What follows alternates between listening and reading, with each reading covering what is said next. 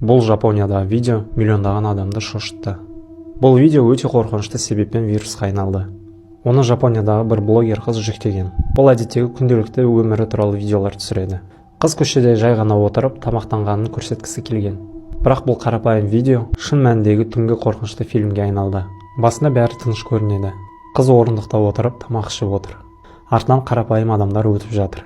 Бірақ бір сәтте кадрда біреу, тіпті бірдеңе пайда болып, оның қасына келіп жайғасады. Сосын ол бейтаныс адам камераға баяу бұрылады.